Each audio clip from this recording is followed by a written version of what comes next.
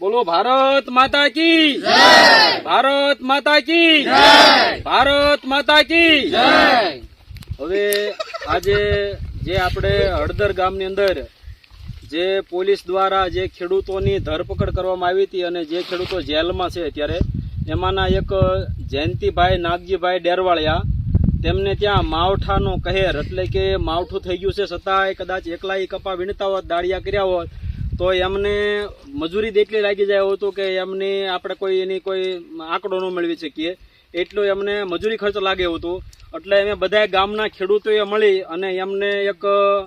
ફૂલ નહીં તો ફૂલની પાંખડી જે આપણે અમને અનુકૂળતા મુજબ બધા સમય આપ્યો છે અને આજે એમના ખેતરમાં અમે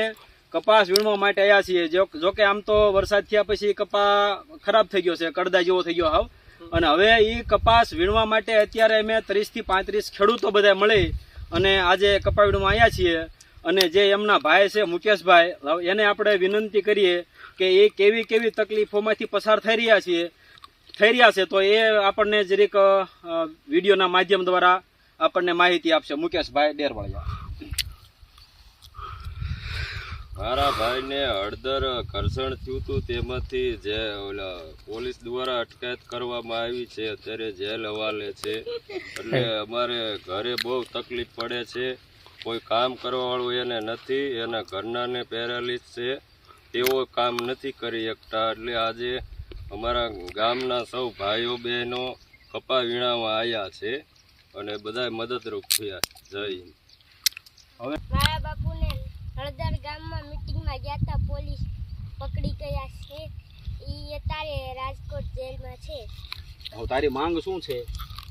ઉને હટ છૂટા કરો, ઉને હટ છૂટા કરી દે એવી તારી માંગ છે? બરાબર।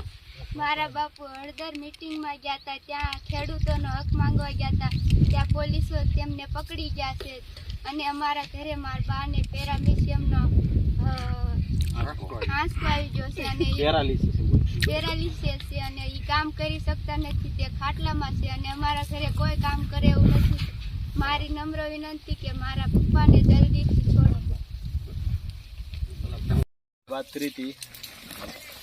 હવે આપણે જે વાત કરી હતી એમાં જો બધા જે ખેડૂત ભાઈઓ મળી અને જે કપાસ વીણવાનું કામ કરે છે એ તમને લાઈવ આ વિડીયો દ્વારા દેખાડી હતી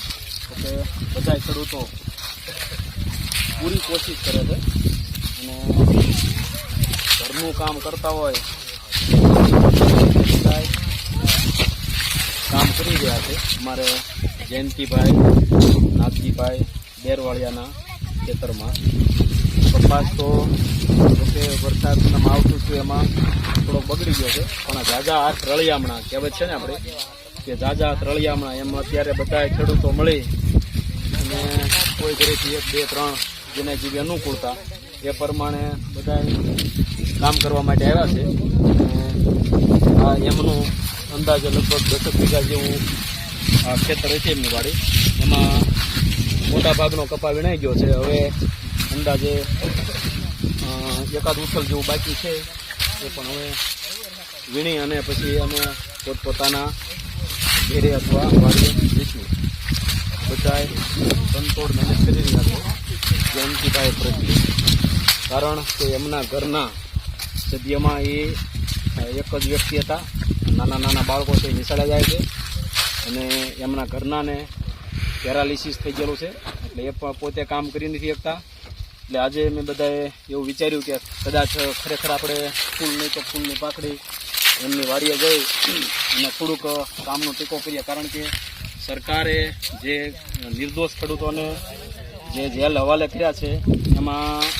ખરેખર ખેડૂતો નિર્દોષ જ ગણાય કારણ કે ખેડૂત પ્રત્યે ખેડૂતનો હક માગવા ગયા હતા અને પોલીસ દ્વારા એમને ધરપકડ કરવામાં આવી છે। તો અમારે વિનંતી છે સરકારશ્રીને કે જેમ બને તેમ આવા નિર્દોષ ખેડૂતોને એમના ઘરે છોડી મૂકવામાં આવે કારણ કે હવે એમનું કામ